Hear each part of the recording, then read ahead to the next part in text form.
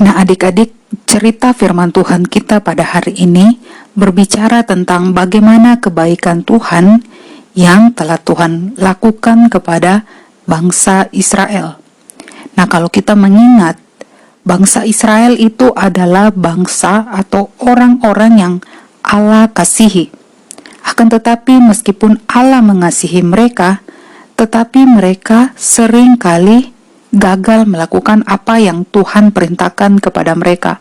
Mereka seringkali tidak taat pada Tuhan, padahal Tuhan sudah baik kepada mereka. Nah, karena ketidaktaatan mereka, akhirnya Allah menghukum mereka. Ingat gak? Allah pernah menghukum mereka dengan membiarkan mereka mengembara di padang gurun selama 40 tahun lamanya.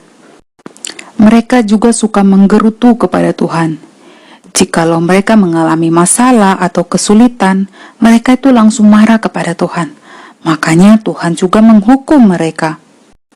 Bahkan ketika mereka dihukum Tuhan untuk mengembara di padang gurun selama 40 tahun, mereka pernah marah-marah kepada Tuhan, menggerutu karena di padang gurun mereka kekeringan, mereka tidak mendapat air, mereka menjadi bosan setiap hari karena hanya makan mana.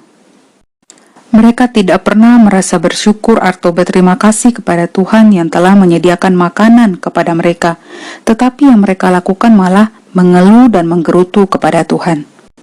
Sampai tiba suatu hari, untuk menunjukkan dosa-dosa mereka, Allah mengirimkan ular beracun ke dalam perkemahan mereka. Nah, orang-orang di seluruh perkemahan digigit dan banyak dari mereka yang mati.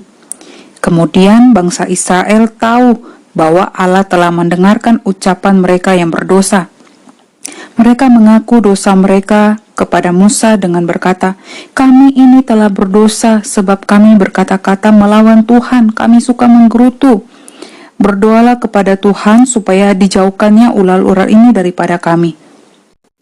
Tentu saja pada saat itu bangsa Israel ketakutan karena melihat ular merayap di mana-mana. Nah, adik-adik, kalau menurut kalian, apakah Allah dia telah lupa bahwa bangsa Israel itu adalah keluarganya dan dia adalah bapa mereka? Tentu saja tidak. Meskipun mereka telah melupakan kebaikan Allah bagi mereka, Allah masih menjadi bapa mereka dan Allah masih mengasihi mereka. Jadi, ketika Musa berdoa untuk bangsa itu, untuk menolong mereka dari ular-ular beracun itu, Allah pun akhirnya menjawab doa Musa. Nah, Allah, dia tetap membiarkan ular itu ada di sana. Akan tetapi Allah, dia telah memberikan jawabannya sendiri untuk masalah mereka. Allah berfirman kepada Musa untuk membuat ular tembaga, lalu menaruhnya pada sebuah tiang. Allah berjanji bahwa setiap orang yang melihat ular tembaga itu, mereka akan tetap hidup. Nah, adik-adik, ketika Musa dia meninggikan ular tembaga di atas tiang, orang-orang pun mulai berdatangan dari perkemahan. Beberapa orang segera datang, sedangkan yang lain ada yang begitu lemah, sehingga mereka dengan susah payah mereka merangkak ke tempat di mana ular tembaga itu berada. Ayah dan ibu membawa anak-anak mereka untuk melihat ular tembaga itu. Seperti yang Allah katakan, setiap orang yang percaya kepadanya dan melihat pada ular tembaga itu akan disembuhkan. Mereka pun menjadi sembuh dan kuat kembali. Orang yang sakit mereka disembuhkan.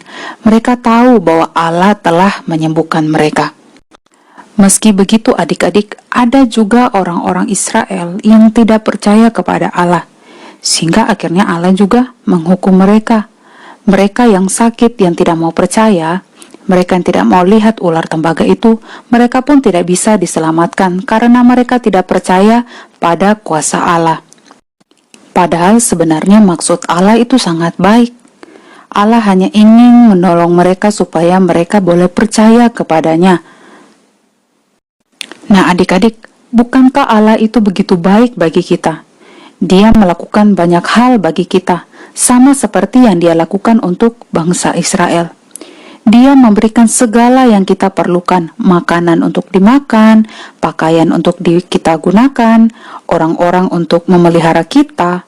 Tetapi lebih dari semuanya itu, Dia memberikan anaknya Yesus Kristus untuk mati di atas kayu salib, membayar dosa-dosa kita. Jika kita memberitahu Allah bahwa kita bertobat atas dosa-dosa kita, dan jika kita percaya bahwa hanya Yesuslah yang dapat menyelamatkan kita, maka Allah akan mengampuni dosa-dosa kita dan memberikan hidup yang kekal kepada kita. Nah adik-adik, kalau di dalam cerita ular tembaga tadi, Allah kan berkata bahwa hanya mereka yang percaya kepadanya dan melihat pada ular tembaga yang akan disembuhkan. Beberapa orang dalam perkemahan itu mungkin tidak percaya kepada Allah. Orang-orang yang menolak untuk melihat kepada ular tembaga dan tidak percaya kepada Allah akan menyembuhkan mereka. Mereka pasti tidak akan disembuhkan karena mereka tidak percaya. Nah, sama juga ketika kita percaya kepada Tuhan Yesus, maka kita juga akan beroleh keselamatan. Kita akan masuk ke dalam kerajaan surga.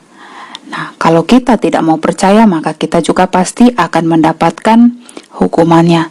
Sama seperti orang-orang yang tidak percaya tadi, mereka juga tidak dapat disembuhkan karena mereka tidak percaya kepada Allah. Nah, untuk itulah, mari kita boleh terus percaya kepada Allah. Kita tahu bahwa Allah itu begitu baik di dalam kehidupan kita. Nah, maka sebagai anak-anak yang baik, maka seharusnya kita taat kepada Allah, kita terus percaya kepada Dia di dalam hidup kita, sehingga kita dapat memperoleh keselamatan di dalam Dia.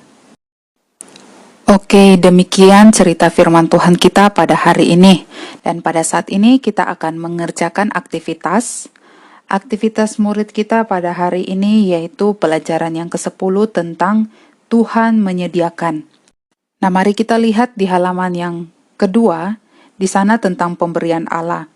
Di situ ada petunjuk yang mengatakan untuk mengetahui beberapa pemberian yang Allah berikan kepada kita, lengkapilah kalimat di bawah dengan cara menyalin kata-kata yang tertera pada gambar pola yang sama. Jadi adik-adik dapat mencocokkan kata-katanya sesuai dengan gambar yang ada.